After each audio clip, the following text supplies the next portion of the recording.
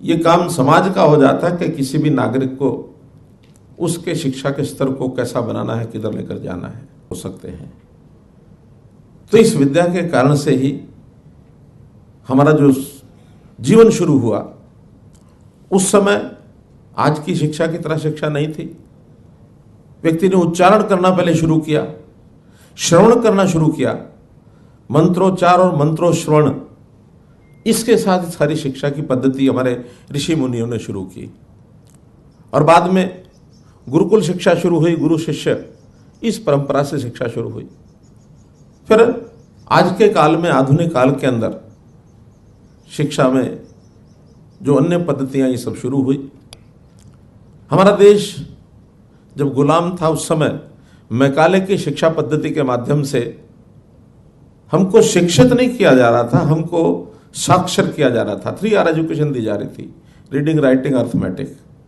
और इसी में से ये माना जाता था कि इस शिक्षा पद्धति के माध्यम से क्लर्क की शिक्षा दे दो, इससे ज्यादा कुछ नहीं, इससे आगे बढ़ाने की आवश्यकता नहीं होती थी। लेकिन देश को स्वतंत्र हुए 75 साल हो गए हैं, तो हमको विचार करना ही होगा कि शिक्षा का हेतु मात्र इतना नहीं है। शिक्षा के स्टेक होल्डर्स में शिक्षा है, शिक्षक है, शिक्षार्थी है, शिक्षण है, लेकिन इन सब का केंद्र बिंदु है शिक्षा का हेतु, शिक्षा का उद्देश्य क्या है। हम अपने नागरिक को कहां ले जाना चाहते हैं, कहां पहुंचाना चाहते हैं। आज स्वतंत्र भारत में हम अपने नागरिक को स्वाभिमानी नागरिक अगर नहीं बना पाएंगे, तो फिर देश की आजादी, स्वतंत्रता, उसका अनुभव उसको नहीं हो सकता। आज भी अगर हम उसी मैकाले की शिक्षा पद्धति के नीचे दबे रहेंगे, तो फिर देश की आजादी का मतलब क्या है। देश आजाद होने के बाद कई बार शिक्षा नीतियां बनी हैं।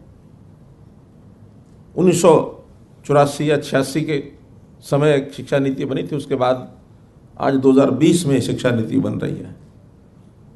लेकिन इस समय विचारों के परिवर्तन करने वाले ऐसे श्रेष्ठ पुरुष सामने आए हैं, जिन्होंने एक दिशा दे करके हमारी शिक्षा कैसे ही हो, इसकी ओर आगे बढ़ाया है। केवल साक्षरता ही नहीं, तो इस शिक्षा के साथ राष्ट्रीयता है, नैतिकता है, ठीक है, संस्कार भी है, रोजगार भी चाहिए।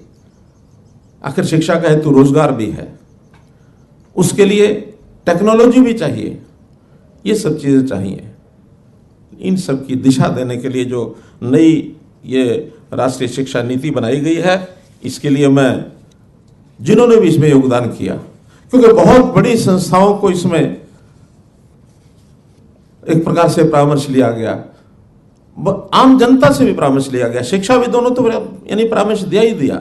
और लगातार कई वर्षों के इस अभ्यास के बाद ये जो हमारी शिक्षा नीति बनी है, 2 लाख लोगों से भी इसका एक प्रकार से परामर्श लेने के बाद इस शिक्षा नीति को आगे बढ़ाया गया। हमारे यहाँ शिक्षा के कई आयोग बने हुए हैं, यानी 4 आयोग जिनकी जानकारी मुझे है, विश्वविद्यालय शिक्षा आयोग, माध्यमिक शिक्षा आयोग, शिक्षा आयोग, राष्ट्रीय ज्ञान आयोग, 4 आयोग बने हुए हैं। सब मिलकर के अभी तक जो हमको प्राप्त करना चाहिए था उसको प्राप्त नहीं कर पाए हैं।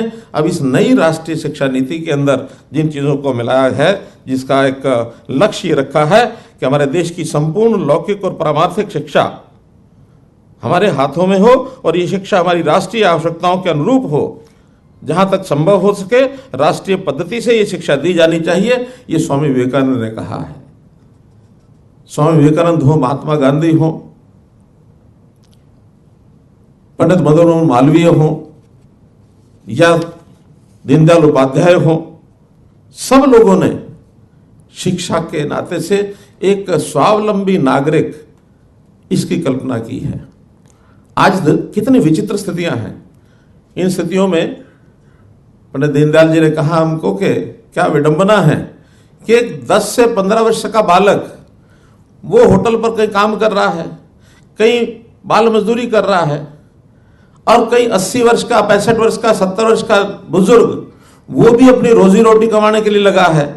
और दूसरी तरफ ये नौजवानों की, एक बेरोजगारों की लंबी लाइन ये भी शोरगुल कर रही है।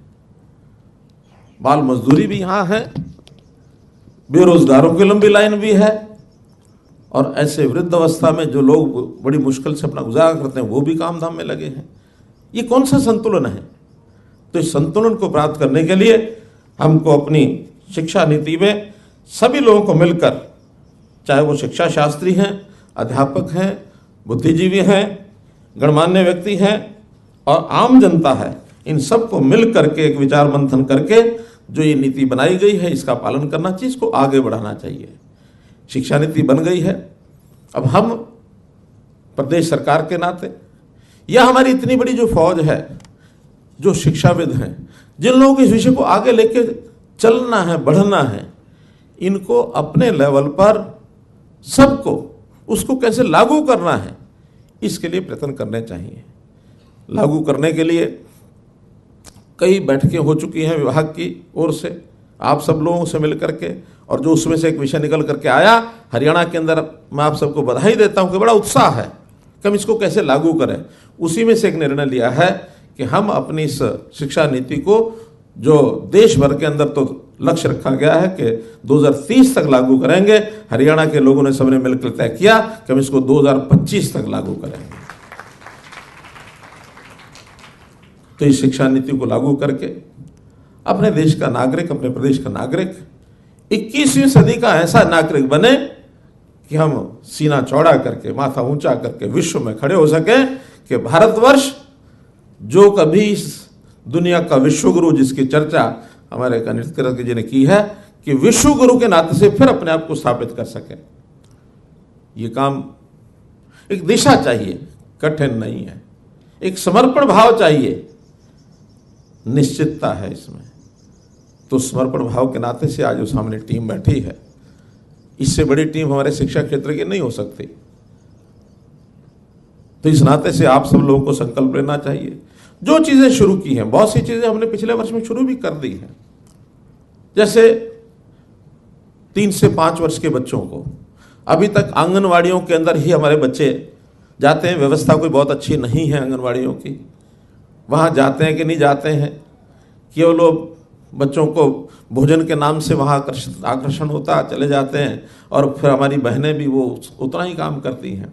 लेकिन बच्चे का जो शिक्षण का जो मजबूत एक यानी आधार तभी बन सकता है कि उन बच्चों को हम शिक्षा देना वहीं शुरू करें। उसमें से जो हमने प्लेवे स्कूल खोले हैं, 4000 प्लेवे स्कूल खोलने की योजना बनाई है, उन्हीं आंगनवाड़ियों को कईयों को प्रमोट करेंगे, उनकी व्यवस्थाएं ठीक करेंगे। अभी 4000 विचार किए हैं, आगे बढ़ करके इस संख्या को और बढ़ाया भी जा सकता है। इन आंगनवाड़ियों का भी और सुदृढ़ीकरण किया जा सकता है, इनकी व्यवस्थाओं को सुधारा जा सकता है। इसी प्रकार से हमने स्कूलों में जो प्राइमरी स्कूल, हमने जो संस्कृति मॉडल स्कूल जिनकी कल्पना की है, तो इन संस्कृति मॉडल स्कूलों के आधार पर भी उन बच्चों का शिक्षण, ये ठीक है कि हम एक साथ सब बच्चों की सारी व्यवस्थाएं शायद ठीक ना कर पाए, संख्या बड़ी है, स्कूलों की संख्या भी बहुत है, हमारे 14,000 15,000 स्कूल हैं, तो 15,000 स्कूलों में, सरकारी स्कूलों में एक साथ नहीं कर सकते, लगभग इतने ही 16-17,000 प्राइवेट स्कूल भी हैं, तो सभी में एक साथ नहीं कर सकते, फेज वाइज करेंगे। तो फेज वाइज में जो हमने विचार किया है उसके अंदर अभी सीनियर सेकेंडरी स्कूल्स, उसमें भी 137 स्कूल ही हमने शुरू किए हैं। बाद में शायद 1400 स्कूलों की कितनी हमारी योजना है, जो बैग फ्री स्कूल की बात हम करते हैं, तो 1400 स्कूल है। एक एक करके ऐसे इन पद पर आगे बढ़ाते जाएंगे। मैं आज देख रहा था एक आंकड़ा, 3 वर्ष से लेकर के 17 वर्ष तक हमारे देश में 64 लाख अब युवा हैं, बच्चे हैं, सब मिला करके, यानी जिनकी स्कूलिंग होनी है 3 वर्ष से लेकर के और 17 वर्ष तक। मैं मानता हूं +2 का जो विद्यार्थी है 17 वर्ष तक ही माना जाएगा, कभी 18 वर्ष था, लेकिन आज चूंकि उसकी अर्ली एजुकेशन 3 वर्ष से ही अगर शुरू करते हैं तो 17 वर्ष तक हो सकती है। ये 64 लाख विद्यार्थी हैं अपने प्रदेश में, और प्रदेश में आज भी ड्रॉप आउट रेट कितना महावीर जी? कोई पूरे प्रदेश में ड्रॉप आउट रेट हमारा अभी साक्षरता के नाते से 82% साक्षरता मानी जाती है। सब बड़े मिलाकर, बूढ़े मिलाकर या बच्चे मिलाकर कुछ ना कुछ जो ड्रॉप आउट रेट है, हमारा लक्ष्य रहना चाहिए कि ये ड्रॉप आउट रेट 2025 तक 0 कैसे हो जाए। एक भी बालक ऐसा नहीं होना चाहिए जिसकी स्कूलिंग नहीं हो रही, और उसको हम ट्रैक करेंगे।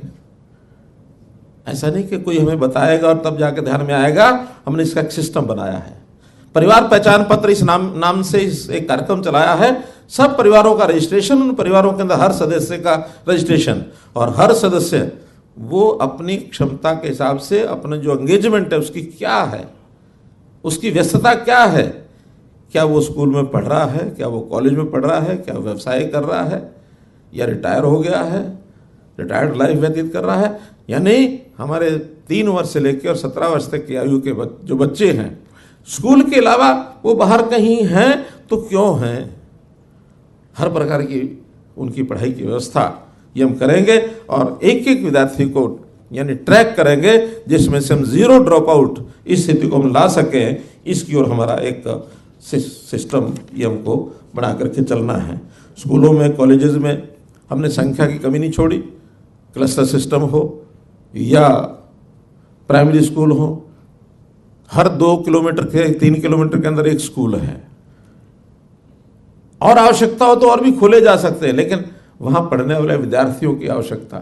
पिछले दिनों में साहब हमने लगाया कि 700 विद्यालय तो ऐसे हैं जब बच्चों की संख्या बहुत कम है, 10, 15, 18, 20। ये भी नहीं चाहिए, उससे भी जितनी उसकी उपयोगिता उन विद्यालयों की होनी चाहिए उतनी होती नहीं है। उन छोटे विद्यालयों को अगर नज़दीक कहीं स्कूल नहीं मिलेगा तो उनकी ट्रांसपोर्टेशन की व्यवस्था ये हम करेंगे, लेकिन हर विद्यार्थी को स्कूल में भेजने का काम हम करेंगे, और उनका, विद्यालयों का, शिक्षकों का पूरा उपयोग ये भी होना चाहिए। तो इस नाते से सारी व्यवस्थाएं जो भी नई शिक्षा के नाते से हमारे जो प्रयास हैं वो हम कर रहे हैं। नई योजना में जो जो चीज़ें समय समय पर सामने आएंगी उनको हम लागू करेंगे। विद्यालयों में विज्ञान और गणित, इसकी शिक्षा को बढ़ावा दिया जाए। इसके लिए महाविद्यालयों का भी मैंने विचार किया, विद्यालयों का भी विचार किया कि जितने अब नए स्कूल हैं उनके अंदर अगर उनको प्रमोट करना है तो वहाँ गणित की और विज्ञान की शिक्षाएं ज़रूर हों, क्योंकि आखिर पढ़ाई के अंदर हर विषय वैसे महत्वपूर्ण है, लेकिन आज के टेक्नोलॉजी के ज़माने में विज्ञान की आवश्यकता भी पर्याप्त है। अभी हमारे जो शिक्षा का स्तर है उसको और अधिक बढ़ावे की आवश्यकता है। हरियाणा का युवा खेलों में तो निपुण है, ओलंपिक में भी इस बार देश भर के 107 या 8 प्रतिभागी जो गए उसमें से 31 प्रतिभागी केवल हरियाणा से हैं। खेलों में बहुत आगे हैं। आबादी हमारी सिर्फ 2% है और खेल प्रतिभागिता हमारी 25-26% हो गई है। लेकिन ऐसे ही शिक्षा में हमको बहुत आगे बढ़ना है।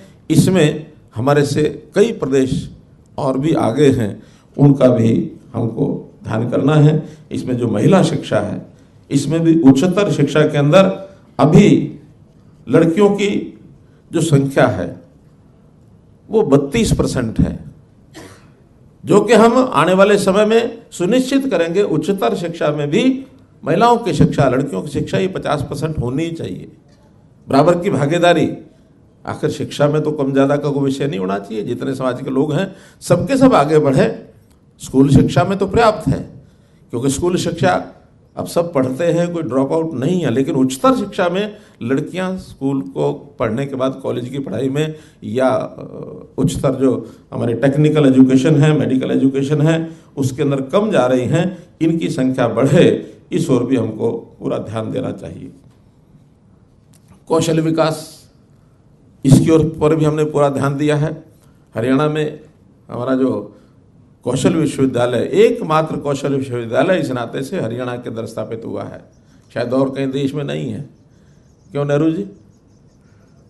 और है कहीं बना है? दिल्ली में बना है अभी।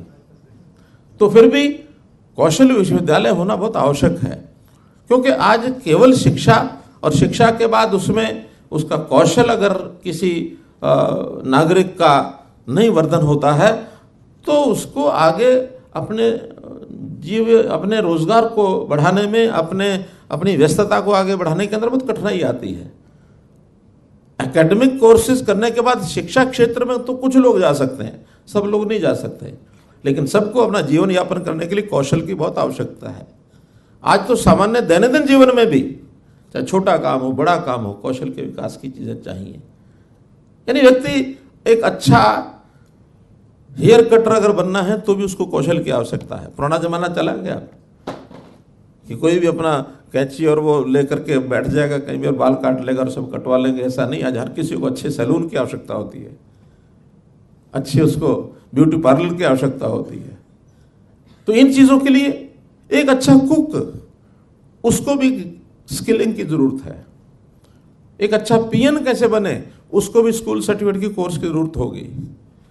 वहां भी उसको कुछ ना कुछ भाषा का भी ज्ञान ठीक से हो, ठीक से वो समझ सके, ठीक से अपना काम कर सके। तो छोटे छोटे ऐसे 800 से ऊपर कोर्सेज ऐसे हैं जो हमारे स्किल डिपार्टमेंट ने तैयार किए हैं कि जिनकी शिक्षा दी जा सकती है।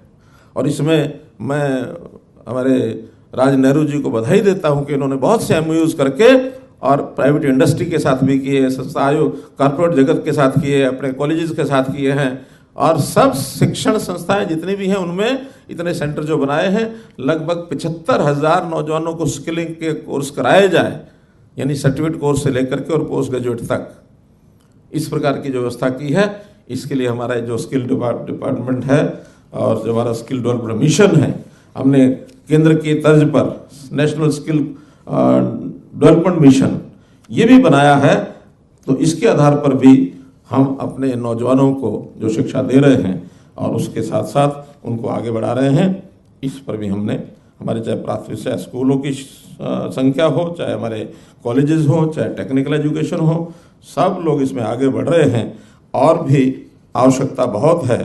तो इसलिए एक हमने जो व्यवस्था शुरू की, पासपोर्ट सहायता व्यवस्था, यानी कॉलेज में पढ़ने वाले विद्यार्थियों को पासपोर्ट दे करके भेजेंगे ताकि उसके सामने अगर उसमें देश के बाद दुनिया में कहीं जाना भी है तो एक उसके पास डॉक्यूमेंट रहना चाहिए कि उसका मन अगर होता कि मुझे विदेश में भी जाना है, जा करके कुछ देखना है, सीखना है, काम करना है। तो ये व्यवस्था भी हमने कॉलेजेस में शुरू की है। फ्री पासपोर्ट देने की बात हमने की है। सुपर 100 की बात ये बताई है। तो कुल मिलाकर के शिक्षा के क्षेत्र में, विद्या के क्षेत्र के अंदर जीवन का जो सुख है, जो मैंने प्रारंभ में कहा, एक श्लोक गीता में आता है कि विद्या ददाति विनयम, विद्या विनय देती है। विद्या ददाति विनयम, विनयाद याति पात्रताम, और विनय से पात्रता आती है व्यक्ति में, उसकी योग्यता बढ़ती है। इसी प्रकार पात्रत्वात् धन मापनोति, के पात्रता से धन आता है। आप पात्र बनेंगे तो धन प्राप्त होगा। और फिर धनात् धर्म तथा सुखम, के धन से धर्म होता है और धर्म से सुख प्राप्त होता है। तो व्यक्ति को अगर सुख प्राप्त करना है तो प्रारंभ कहां से करना पड़ेगा? विद्या से। विद्या से प्रारंभ करेंगे तो अंतिम सुख ये व्यक्ति को मिलता है, उसके मन की जो भूख है वो मिटती है। तो इसलिए शिक्षा क्षेत्र के अंदर हम आगे बढ़ने की जो हमारी कल्पना है, योजना है, उसको विद्यार्थियों को, हमको खास करके मैं यूनिवर्सिटी के जो विद्यार्थी हैं, कॉलेज के विद्यार्थी हैं, उनके लिए एक और आप लोगों से मैं निवेदन करूंगा कि उनको समाज के साथ जोड़ने का भी, इसका भी अभ्यास बनाना चाहिए। पर्यावरण के साथ जोड़ने का ये काम भी हमने शुरू किया। हमारी स्कूली शिक्षा में विद्यार्थियों को कहा है कि आज पर्यावरण के नाते कोविड का जो हमने दौर देखा है, ऑक्सीजन का संकट कैसे पड़ा। ऑक्सीजन का संकट इसीलिए है कि वायुमंडल में, वातावरण में ऑक्सीजन की जो कमी है उसके कारण से हमारे शरीर पर जो प्रभाव पड़ा, उसको ठीक करने के लिए हमने स्कूली विद्यार्थियों को कहा है कि हर विद्यार्थी एक पौधा लगाए। पौधगिरी के कार्यक्रम में हमने 20 लाख विद्यार्थियों को पौधा लगाने के लिए कहा। अब उसमें कठिनाई है, पौधे लग जाते हैं, लेकिन बाद में उनकी सुरक्षा, उनकी रक्षा, क्योंकि वो जीवित रहें, वो पौधे का रूप ले जाएं, पौधा लगा के वृक्ष का रूप ले जाएं, उनकी जड़ जो पकड़े, तो इसके लिए लगातार उसको 3 वर्ष, 4 वर्ष, 5 वर्ष तक उसकी सुरक्षा करनी पड़ती है। फिलीपाइंस में ऐसा बताया जाता है कि वहाँ किसी विद्यार्थी को जब डिग्री लेनी होती है तो उस डिग्री के अंदर अनिवार्यता है कि उसने 10 पौधे लगाए कि नहीं लगाए, तब डिग्री मिलती है कॉलेज से। हम उतना सख्त ना भी करें तो कम से कम अपनी स्कूली शिक्षा के बाद 12वीं कक्षा पास करने के बाद उसको जो असेसमेंट के मार्क्स दिए जाते हैं उसके अंदर जोड़ लें कि हाँ 10 पौधे लगाए हैं तो 5 मार्क्स दे दो, नहीं 10 लगाए तो 5 काट लो उसके। तो उसको चिंता होगी कि हाँ मैंने 10 पेड़ लगाने हैं, 10 पौधे लगाने हैं।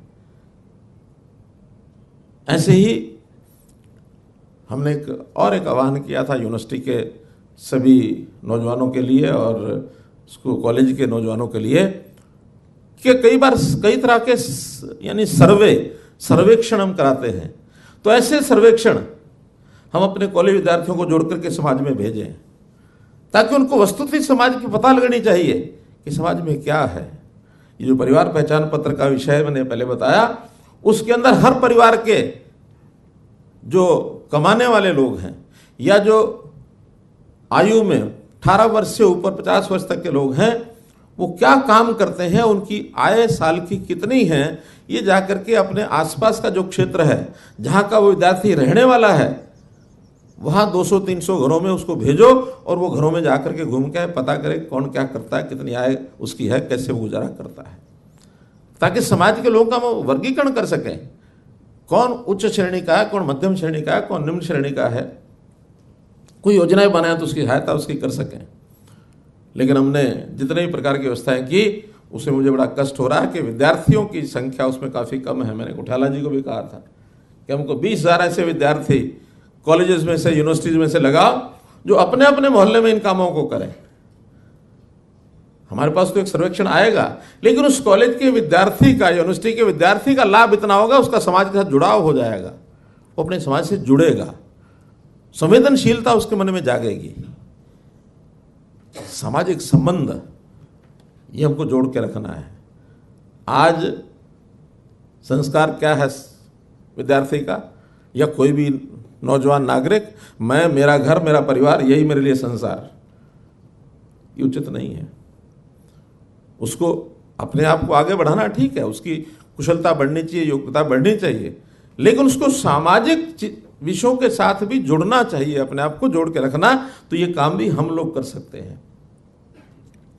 समाज के लोगों का भी हमारे शिक्षा के सिस्टम से जुड़ाव ये कैसे बढ़े, इसके लिए एक प्रयोग मैंने बताया था कि एलुमनाई इनके कार्यक्रम करो। तो एलुमनाई के कार्यक्रम यदि आप करेंगे, जो भी नागरिक आज चाहे देश में है, चाहे विदेश में है, चाहे अपने स्थान को छोड़ के देश के किसी दूसरे भाग में है, वो अपने प्रारंभिक शिक्षा जहां से लिया वहां से लेकर के उच्च शिक्षा तक जिस भी संस्थान से पढ़ाई की है, अगर वो उसके साथ जुड़ता है तो स्वाभाविक उसके मन में भी उत्साह जागेगा।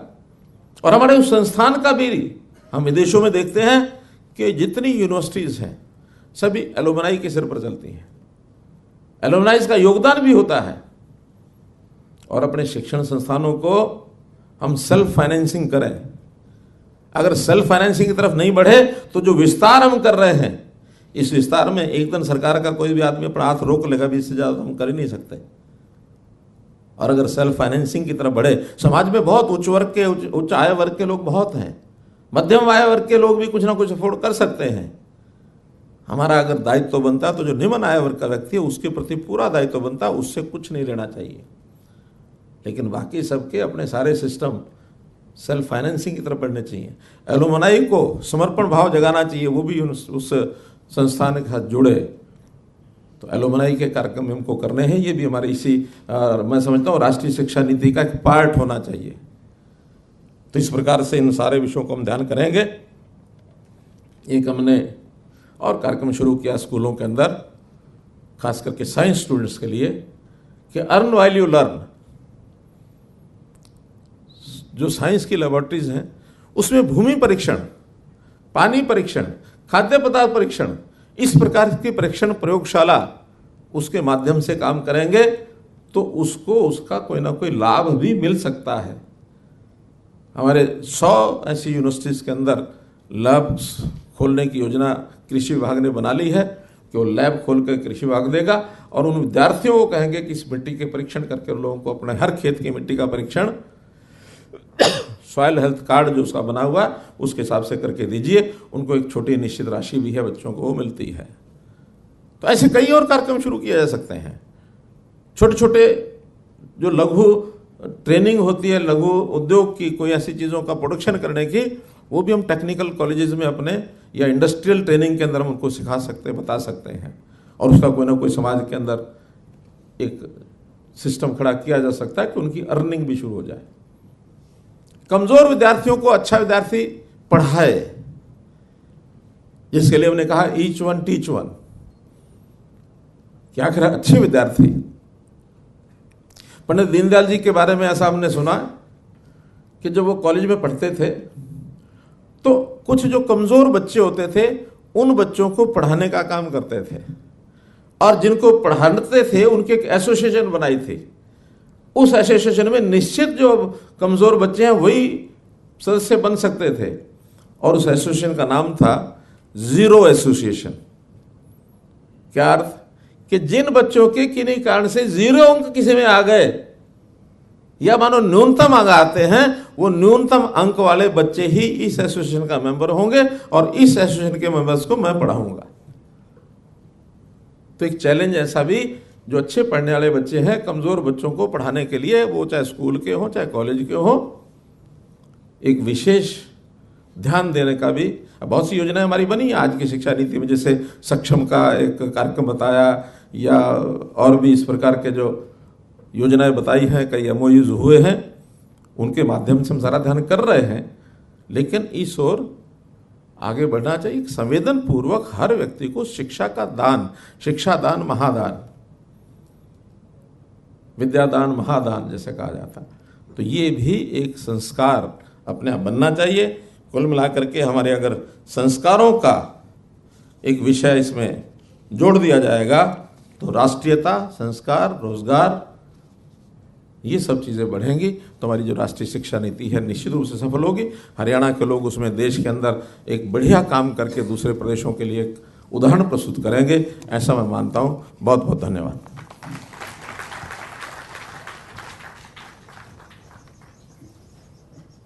हार्दिक आभार माननीय मुख्यमंत्री जी, आपने हम सभी को मार्गदर्शित किया।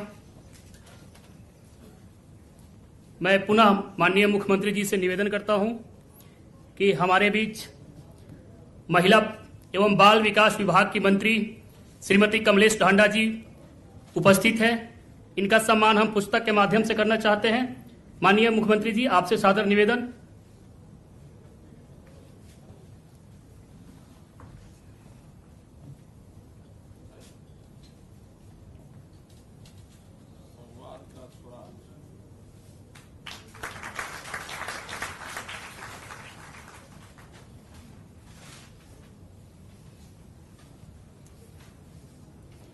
हम सबों के बीच हरियाणा विधानसभा के माननीय अध्यक्ष श्री ज्ञानचंद गुप्ता जी का सानिध्य प्राप्त है। मैं माननीय मुख्यमंत्री जी से निवेदन करता हूं कि माननीय ज्ञानचंद गुप्ता जी को भी पुस्तक देकर हम सम्मान करें।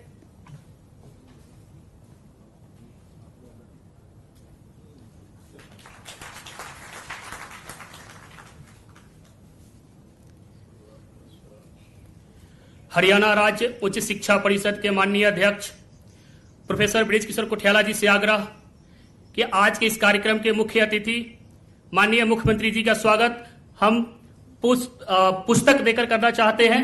आपसे आग्रह कि हम पुस्तक प्रदान कर माननीय मुख्यमंत्री जी का स्वागत करें।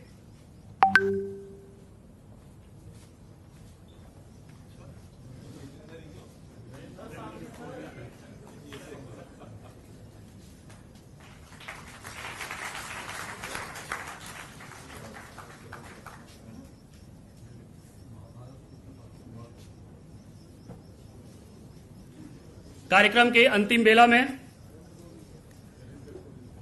धन्यवाद ज्ञापन के लिए मैं हरियाणा राज्य उच्च शिक्षा परिषद के कंप्यूटर विभाग के प्राध्यापक मंजीत सिंह जी को बुलाऊं। इसके पहले 2 सूचनाएं आप सभी के लिए। कार्यक्रम के पश्चात दोपहर की भोजन की व्यवस्था है और जैसे ही धन्यवाद ज्ञापन समाप्त होगा उसके बाद हम राष्ट्रगान के लिए अपने स्थान पर खड़े हो जाएंगे, फिर कार्यक्रम समाप्त करेंगे। तो धन्यवाद ज्ञापन के लिए माननीय मंजीत सिंह जी, आपका स्वागत है।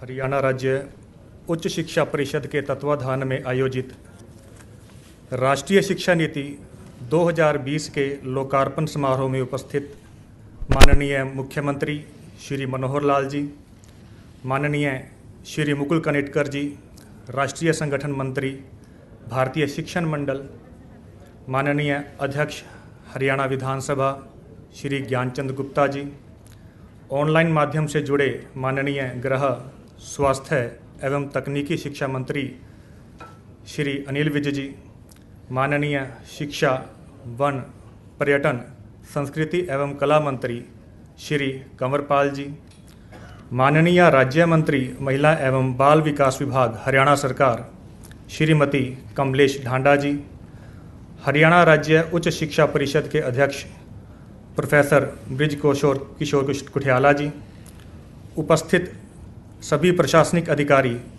व विशेष रूप से जिन अधिकारीगण ने अपनी तथ्यात्मक प्रस्तुति के द्वारा हमें शिक्षा विभाग से संबंधित विभागों की जानकारी उपलब्ध कराई, ऐसे श्री राकेश गुप्ता जी, श्री महावीर सिंह जी, श्री आनंद मोहन शरण जी, सभी कुलपति महोदय व सभी डीन एकेडमिक्स का मैं हरियाणा राज्य उच्च शिक्षा परिषद की तरफ से हार्दिक अभिनंदन करता हूं। आपकी गरिमामय उपस्थिति व प्रयासों द्वारा राष्ट्रीय शिक्षा नीति 2020 के लोकार्पण व क्रियान्वयन में हरियाणा प्रदेश भारत के अन्य प्रांतों में अग्रिम भूमिका अदा करेगा। इसके साथ साथ मैं माध्यमिक शिक्षा विभाग, विद्यालयी शिक्षा विभाग, तकनीकी शिक्षा विभाग व उच्च शिक्षा विभाग के सभी कर्मचारी, अधिकारी व आगंतुक बंधुओं का भी हार्दिक अभिनंदन करता हूं। आपने अपने व्यस्ततम समय में से हरियाणा में शिक्षा की दृष्टि से होने